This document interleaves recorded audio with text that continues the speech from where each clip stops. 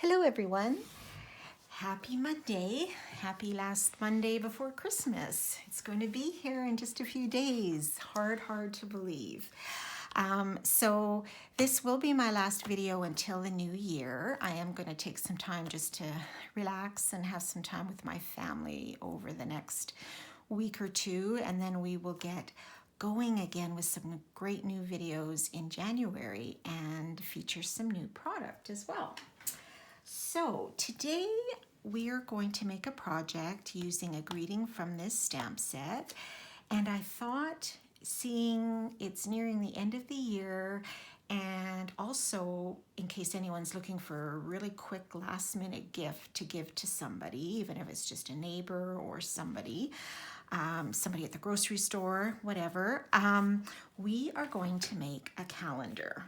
So this is what we are going to make, and it does stand up. So I know you can't really see that from the same point of view as I do, but it does have a little perch in here that we can use to stand this up. So we are going to make this and welcome in 2022. Hopefully it will be a great year. I know we've gone through a lot these last 2 years with COVID, and I know it's changed a lot of Christmas plans for some people, but let's look forward to a happy and healthy 2022.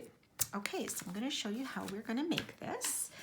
So we are going to start. I'm using a piece of soft succulent, and this is cut at 11 by 4 1/4, scored at 5 1/2. So we're just going to fold that in half, and then we're going to do some decorating on the front. So I have cut a piece of evening evergreen at 5 1/4 by 4, and then a piece of designer paper from the Pansy Petals designer paper.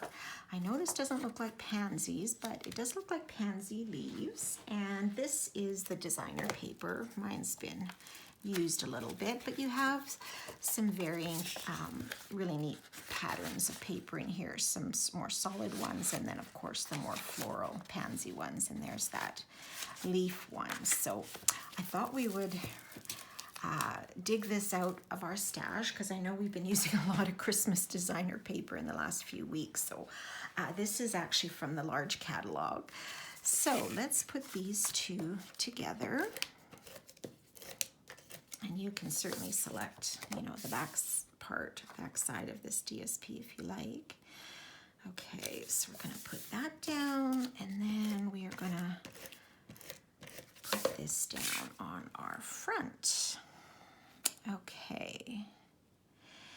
And then I have another layer where this calendar is put on.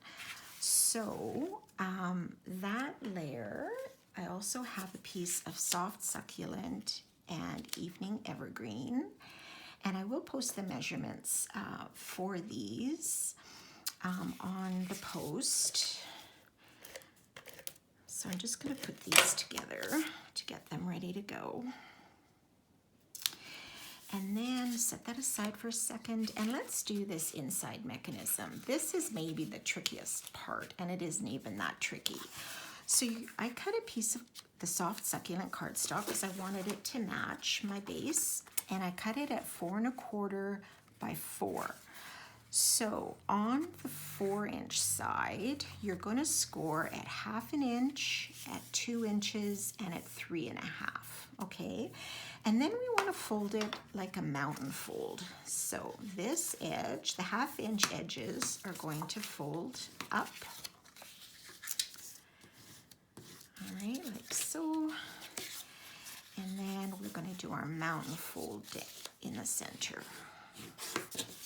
Okay, so it's going to look like this from the side view, if you can see that. Okay, so this is going to form the mechanism. So we're going to attach this 1/2 inch side and this 1/2 inch side to the inside of our base. So because I want it to be nice and sturdy, I'm going to use tear and tape, but you could use the Tombow if you preferred. That's also very strong, and it gives you a little bit of wiggle room in case you're a little bit nervous of you know, sticking down this tear and tape because it doesn't really let go very easily if it's in the wrong place. But let's give it a go and see what happens. Okay, so I'm gonna peel this off, and there's the back and there's the front. So let's start with the front here. So with the tear and tape showing, I'm gonna turn this over so my fold is like that. And then I'm just going to line it up at the bottom edge.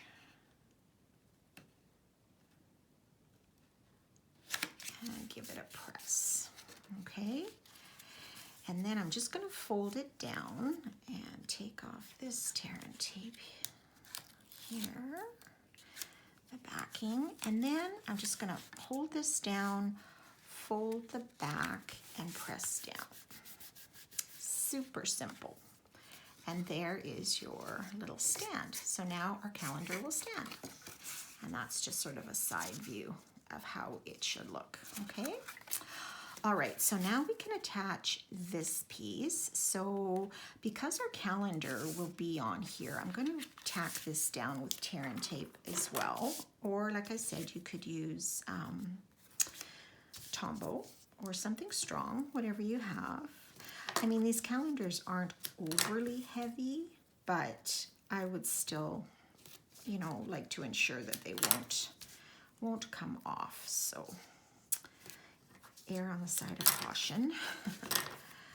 Okay, so even 2 strips is probably good. All right, so then this, you're just gonna give it a little bit of a border all the way around. And make sure it's fairly even, and then just press.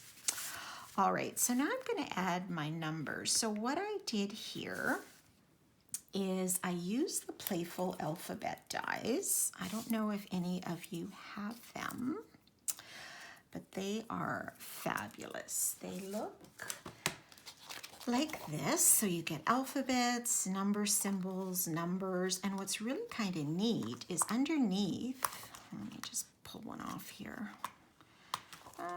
One that I've used. If you pull them off, you have the imprint of the letter there. So you'll know exactly where it needs to go back. And then you can also quickly figure out if you're missing any or have dropped some and they didn't make it back. So here I use the number 2 and I just stuck it right back down on there.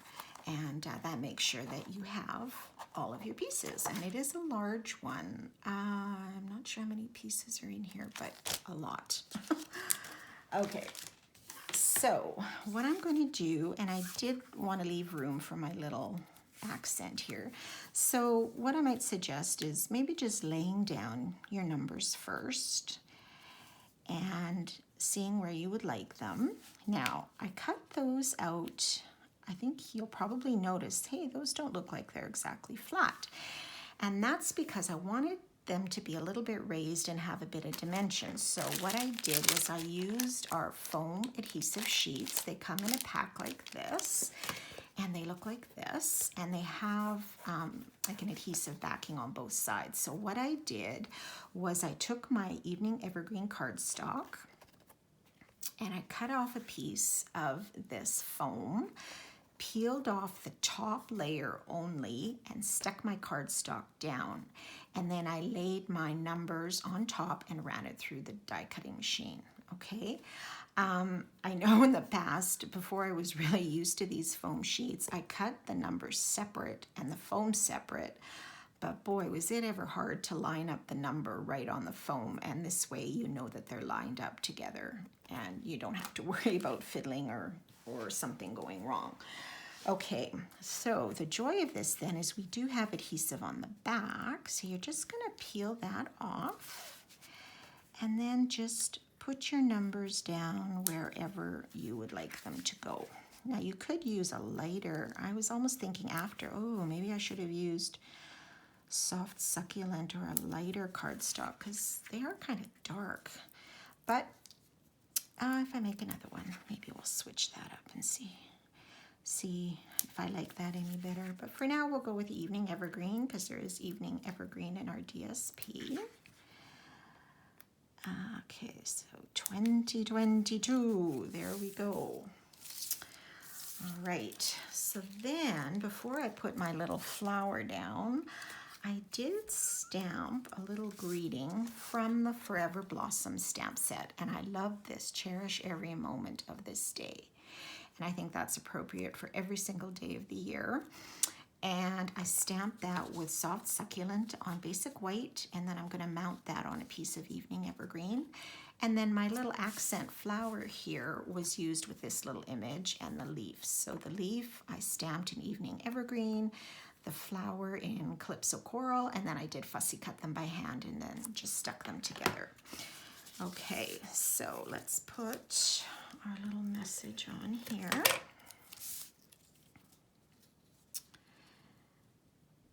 And just try to line that up like so. And then we'll add some adhesive on the back. And then you can just sort of center this in between your numbers and your calendar part. Okay, so like so. My numbers might be a little off there. Oops. Okay, and here's my little accent. I just put them together with adhesive, and I'm just going to add that with a dimensional to pop that up as well. And we will put that just up here.